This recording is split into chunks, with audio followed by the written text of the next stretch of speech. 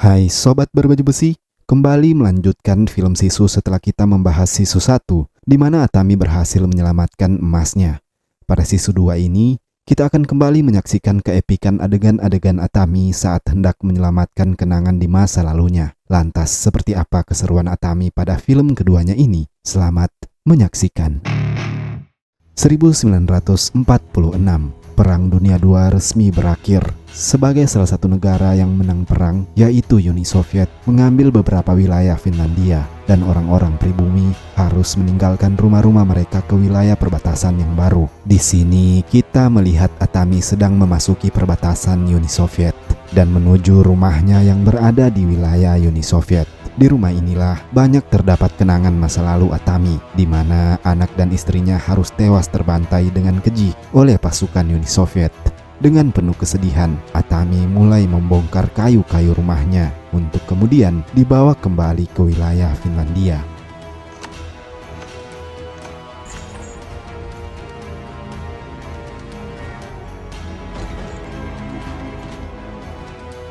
Di sisi lain, kita melihat seorang jenderal perang Uni Soviet mendatangi kamp tahanan di Siberia. Jenderal itu menemui salah satu tahanan yang bernama Yegor Dragunov yang dipenjara karena begitu brutalnya kepada pihak musuh. Bersama regunya, ia pernah membantai ratusan sipil tak bersalah, dan rupanya salah satu keluarga yang ia bantai adalah keluarga dari Atami. Karena tindakannya, ia menciptakan seorang legenda bernama Atami yang balas dendam kepada Uni Soviet dengan membunuh 300 lebih pasukan merah itu hanya seorang diri saja. Untuk itu, jenderal menugaskan Dragunov untuk menyelesaikan masalah yang sudah dibuat.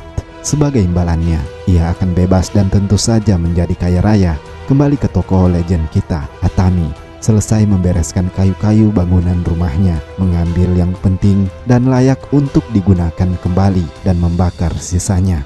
Atami pun pergi mengendarai truknya kembali ke Finlandia. Beberapa saat kemudian, di tengah perjalanan Atami dihadang beberapa prajurit Uni Soviet, dan di sini nampak Atami mulai curiga setelah beberapa orang lainnya muncul dari arah belakang. Menduga ada yang tidak beres, segera Atami melakukan perlawanan terlebih dahulu sebelum dihabisi.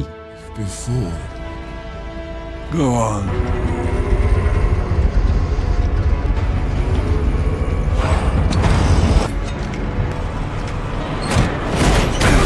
Situasi berubah menjadi menegangkan. Atami yang berhasil meloloskan diri kini terus dikejar oleh pasukan Uni Soviet. Pengejaran kemudian berhenti di sebuah padang rumput luas. Rupanya Atami sudah menyiapkan rencana. Crafty old motherfucker. Atami membiarkan Dragunov hidup sebab ia tidak mengetahui jika dalang dari kematian keluarganya adalah Dragunov itu sendiri. Berhasil lolos dari gelombang pasukan pertama. Kini Atami mulai dihantui lagi oleh pasukan bermotor yang menggunakan perlengkapan lengkap yang membuat Atami tidak bisa menembuskan pelurunya karena mereka yang memakai pelindung besi. Akan tetapi, Atami tentu saja tidak panik sedikit pun. Satu persatu ia menghabisi pengendara bermotor itu. Dimulai dari salah satu yang berhasil naik, Atami berhasil menjatuhkannya, dan pengendara lainnya yang juga ikut naik harus terperangkap di tali penyangga mobil, yang membuat ia harus tewas dengan bagian tubuhnya yang terlepas. Dragunov yang masih berada di belakang pun berhasil Atami lumpuhkan dengan melempari mayat pengendara bermotor yang masih menyimpan granat aktif, dan beruntung saja Dragunov bisa meloloskan diri. Ketika sedang beristirahat, usai menghabisi pasukan bermotor, rupanya teror pasukan Uni Soviet belum juga berakhir. Kali ini mereka mengirimkan 2 pesawat tempur hanya untuk bisa menghabisi sang legenda. Atami kembali memasukkan truknya dan bersiap dengan serangan udara. Dihujani senapan mesin dari pesawat tempur, membuat Atami harus lebih banyak lagi dalam berimprovisasi. Dengan keadaan genting, ia terus menghindari senapan itu hingga berhasil berlindung di dalam sebuah rumah. Atami kemudian memasuki hutan yang ramai akan pepohonan. Rupanya salah satu pesawat nekat mengikuti Atami dengan cara terbang menyamping. Melihat pesawat yang semakin dekat, Atami segera berhenti mendadak, yang membuat pesawat itu terbakar dan hancur. Atami mengira ia telah aman dari serangan udara. Tanpa ia sadari, pesawat kedua rupanya sedang mengintai di sebelahnya.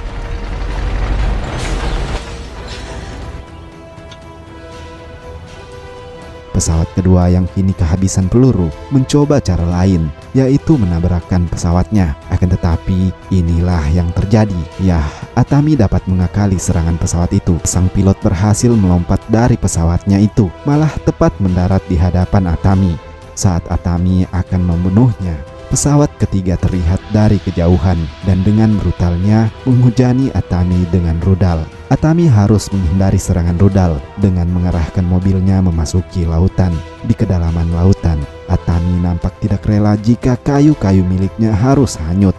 Ia kemudian berusaha melepas ikatan kayu-kayu itu, walaupun hampir saja ia tewas karena kehabisan nafas. Beberapa saat kemudian, Dragunov mencari mayat Atami, akan tetapi sangatlah nihil karena rupanya Atami masih dalam keadaan sehat walafiat dan menjadikan kayu-kayu miliknya sebagai rakit.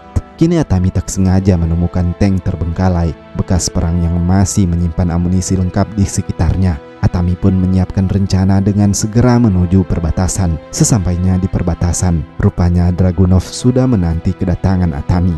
Ia tahu persis Atami masih tetap dengan ambisinya, yaitu keluar dari wilayah Uni Soviet. Atami kini melaju dengan tanknya yang kini menampung kayu miliknya serta beberapa bom.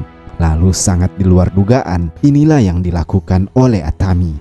Ia membuat sebuah tank terlontar dan berhasil memasuki perbatasan. Akan tetapi, meski ia berhasil melewati perbatasan, kini tanknya hancur dan ia sudah terluka parah. Ia lalu membuka sarung pisaunya sebelum keluar untuk menyerahkan diri. Kini, Atami harus tertangkap dan akan mendapatkan siksaan yang lebih berat.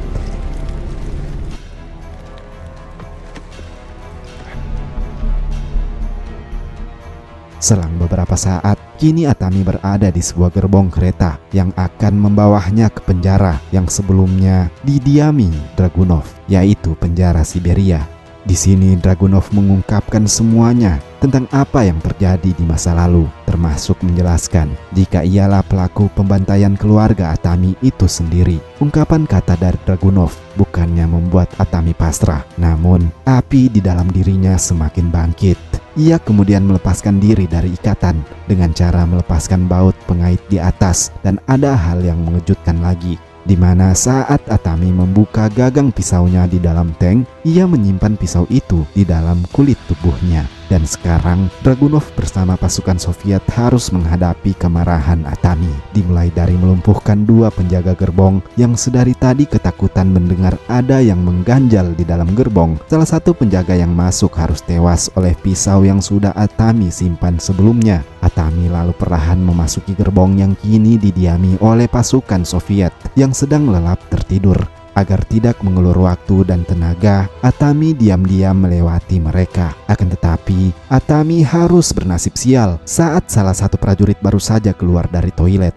Atami segera membunuhnya. Kemudian Atami membunuh beberapa prajurit lainnya yang juga ikut terbangun. Sungguh naas, Atami juga harus menginjak beling dari pecahan botol minuman salah satu prajurit. Pada akhirnya, ia berhasil melewati prajurit Soviet yang sudah bangun dan menguncinya di dalam gerbong. Menyusuri gerbong berikutnya, di sana terdapat pasukan Soviet yang masih terjaga dengan senjata lengkap. Tentu saja Atami tidak ingin melayani mereka, akan tetapi mau bagaimana lagi? Saat Atami menaiki gerbong, ia malah tertabrak pipa rel dan terhempas di tengah-tengah pasukan Soviet. Atami pun harus menghadapi mereka dengan brutal. Di sisi lain, nampak Dragunov menghabisi para jenderal yang sejak tadi tidak juga memberikan ia uang hasil kerjanya menangkap Atami. And this is for you.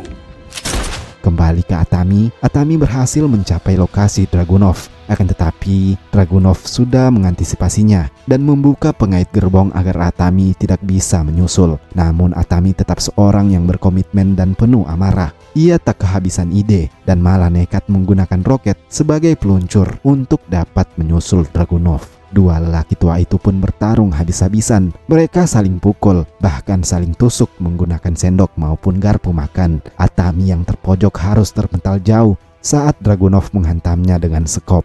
Dan yah, Dragunov tidak duga roket yang sejak tadi masih aktif rupanya dimanfaatkan oleh Atami dengan membuka baut menggunakan mulutnya. Roket itu kemudian meluncur memasuki gerbong milik Dragunov hingga akhirnya ledakan besar pun terjadi. Di perbatasan Finlandia, nampak kedua penjaga sangat terkejut mendengar ledakan dan bersiaga mengetahui sebuah kereta kecil mulai mendekati mereka. Akan tetapi, saat kereta kecil itu mendekat, rupanya itu adalah Atami Kopri yang masih hidup bersama kayu miliknya. Para penjaga yang mengetahui itu adalah seorang legenda, lalu memberi hormat. Di akhir film, nampak Atami kembali membangun rumahnya dengan sisa kayu dari rumah lama. Ia kemudian didatangi beberapa orang. Orang-orang itu tidak ingin menyakiti Atami, melainkan ingin membantunya membangun rumah. Dan film pun selesai.